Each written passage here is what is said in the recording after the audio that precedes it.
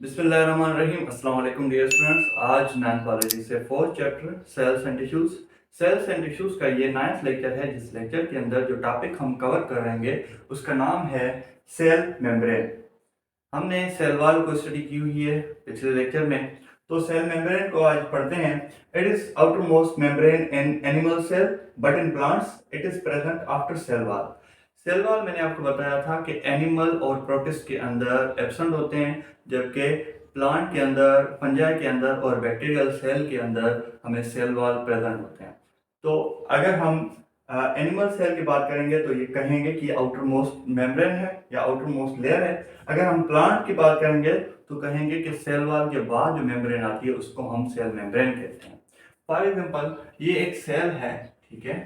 Cell के ऊपर ये एनिमल सेल है, सेल के ऊपर जो मेम्ब्रेन हमें मिलती है इसको हम क्या कहेंगे? सेल मेम्ब्रेन कहेंगे। अगर हम प्लांट सेल की बात करेंगे तो हम कहेंगे कि इसके ऊपर एक और लेयर होती है जिसको हम क्या नाम देते हैं? सेल वॉल का नाम देते हैं। और सेल वॉल के बाद जो मेम्ब्रेन आती है वो सेल मेम्ब्रेन आती है। तो ये सिंपल डेफिनेशन थी। हम इसकी कंपोजिशन पढ़ेंगे, इनके फंक्शन पढ़ेंगे एंड लास्ट में इसका स्ट्रक्चर पढ़ेंगे। तो अगर हम कंपोजिशन को देखें तो इसके अंदर हमें लिपिड बाय लेयर मिलती है। बाय का मतलब होता है टू, और दो लेयर होती हैं लिपिड की, एक ऊपर एक नीचे, जस्ट लाइक अ ब्रेड। वो दोनों क्या करती हैं? फ्लूइडिटी प्रोवाइड करती हैं। फ्लूइडिटी क्या है? अगर फ्लूइडिटी मतलब नहीं होगी तो जो मॉलिक्यूल्स हैं वो इजीली सेल के अंदर या सेल के बाहर इन और आउट नहीं हो सकेंगे। तो सेल मेम्ब्रेन के अंदर फ्लूइडिटी होना लाजमी है। वो जो फ्लूइडिटी प्रोवाइड करती है वो लिपिड के जो मॉलिक्यूल्स हैं वो प्रोवाइड करते हैं। सेकंड नंबर पे इसके अंदर हमें प्रोटीन मिलती है, ठीक है।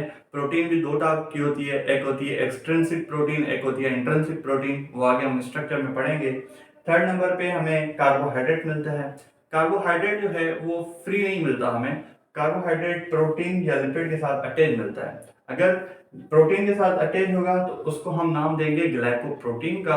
अगर वो लिपिड के साथ अटैच होगा तो उसको हम नाम देंगे ग्लाइकोलिपिड का। लास्ट में इसके अंदर कोलेस्ट्रॉल भी प्रेजेंट होता है स्मॉल अमाउंट में। इसके क्या फंक्शंस हैं वो हम स्ट्रक्चर में जब जाएंगे तो मैं आपको बता दूंगा। तो इसके फंक्शन अगर देखें तो क्या है? Allow few molecules to pass through it. कुछ मॉलिक्यूल्स को सेल के अंदर इंटर होने देता है। Fence the majority of molecules inside the cell. बहुत सारे मॉलिक्यूल्स को सेल के अंदर आने से रोकता है। तो इसीलिए हम इसे सेमी परमेबल मेम्ब्रेन भी कहते हैं। और सेमी परमेबल मेम्ब्रेन के साथ साथ इसके कुछ और भी नाम हैं। तो ये सेमी परमेबल मेम्ब्रेन क्या होती है? इसके अंदर चेक एंड बैलेंस होता है। ये सब मॉलिक्यूल्स को सेल के इंटर होने नहीं देती, सेल के अंदर आने नहीं देती। कुछ मॉलिक्यूल्स को अलो करती है, बाकियों को अलो नहीं करती। उसके बाद ability to sense other cells. इसके पास एबिलिटी होती है कुछ और सेल्स को सेंस करने के लिए। फॉर एग्जांपल इम्यून सेल्स हैं, तो उनके साथ अगर कोई ऐसा सेल, पैथोजन सेल आ गया तो वो उनको सेंस करेंगी और जो है केमिकल मैसेज प्रोवाइड करेगी। ये केमिकल मैसेंजर है जो केमिकल मैसेजेस प्रोवाइड करती है सेल टू सेल। तो ये सिंपल इसका फंक्शन था। हम स्ट्रक्चर की बात करें तो सिंगर एंड निकलसन थे 1972 में। 1972 में इन्होंने एक मॉडल दिया जिसको हम नाम देते हैं फ्लूइड मोज़ाइक मॉडल का। फ्लूइड क्या है? मैंने आपको बताया था कि जो लिपिड वाले लेयर में होते हैं वो क्या करती हैं?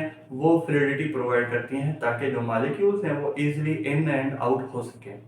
मोज़ेक का मतलब क्या है?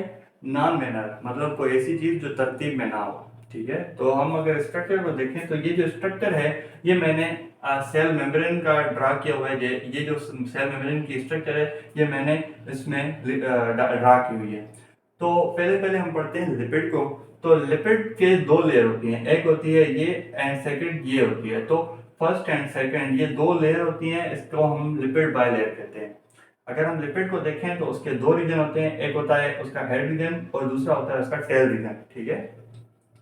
जो हेड रीजन होता है वो पोलर होता है, मतलब वो हाइड्रोफिलिक होता है। हाइड्रोफिलिक मतलब वो वाटर लविंग होता है, वाटर के साथ अट्रैक्ट होता है, ठीक है, अटैच होता है। और उसका होता है टेल रीजन। टेल रीजन जो है नॉन पोलर होता है और वो हाइड्रोफोबिक होता है, मतलब वो वाटर फियरिंग होता है, पानी से दूर भागता है। जैसे अगर हम ऑयल का ड्रॉप पानी में डालें तो वो जो पानी है वो उसके साथ अटैच नहीं होगा बल्कि उससे दूर भागेगा। तो वाटर जो है वो हाइड्रोफोबिक है ऑयल से। वैसे ही ये जो लिपिड की जो टेल रीजन है ये भी हाइड्रोफोबिक है, ये पानी से दूर भागती है, ठीक है। तो हमने लिपिड की बात कर ली, अब हम बात करते हैं प्रोटीन की।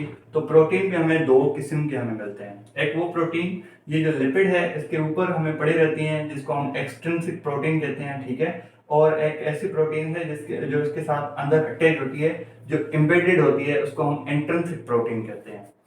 तो इंट्रिंसिक प्रोटीन को हम दूसरा नाम देते हैं ट्रांसपोर्ट प्रोटीन का, क्योंकि ये जो है एक स्पेस बनाती है, और स्पेस की वजह से ऑस्मोसिस और डिफ्यूजन, जो मॉलिक्यूल्स या आयंस की जो ट्रांसफर है सेल के अंदर, वो इजीली हो जाती है, ठीक है। तो प्रोटीन भी दो टाइप के होते हैं, एक होते हैं एक्सट्रिंसिक और दूसरे होते हैं इंट्रिंसिक। तो तीसरे नंबर पे आते हैं जी कार्बोहाइड्रेट। मैंने आपको बताया था जो कार्बोहाइड्रेट है वो हमें फ्री नहीं मिलता, वो किसी के साथ अटैच मिलता है। तो अगर वो लिपिड के साथ अटैच होगा तो उसको हम नाम देंगे ग्लाइकोलिपिड का, अगर वो प्रोटीन के साथ अटैच होगा तो उसको हम नाम देंगे ग्लाइकोप्रोटीन का। तो कार्बोहाइड्रेट भी हो गया। अब आते हैं कोलेस्ट्रॉल पे। कोलेस्ट्रॉल का फंक्शन क्या है? कोलेस्ट्रॉल का फंक्शन जस्ट लाइक होम्योस्टेसिस है, मतलब के अंदर जो है ये फ्लूइडिटी को मेंटेन रखता है, ठीक है। अगर फ्लूइडिटी नहीं होगी, मैंने आपको बताया कि अगर फ्लूइडिटी नहीं होगी तो मॉलिक्यूल्स जो है इजीली इन और आउट नहीं हो सकेंगे। तो ये क्या करता है, ये कोलेस्ट्रॉल जो है इसके जो टेल रीजन है वहां पे ये अटैच हो जाता है और इनको अलग होने नहीं देता। टेम्परेचर अगर ज्यादा हो जाता है तो ये क्या करते हैं, लिपिड के जो लिपिड है ये एक दूसरे से अलग होने की कोशिश करते हैं। तो ये जो कोलेस्ट्रॉल है ये इनको अलग नहीं होने देता, ये इनको अटैच करके रखता है। और जब टेम्परेचर लो हो जाता है तो ये क्या करती हैं, ये एक दूसरे के अंदर एम्बेड होना शुरू होती हैं। तो ये जो कोलेस्ट्रॉल है ये इनको एम्बेड होने भी नहीं देता, इनको अलग अलग करके रखता है ताकि फ्लूइडिटी मेंटेन हो। तो आज का लेक्चर यही था, मैं साइड बताता हूँ, अपने नोट कर लो।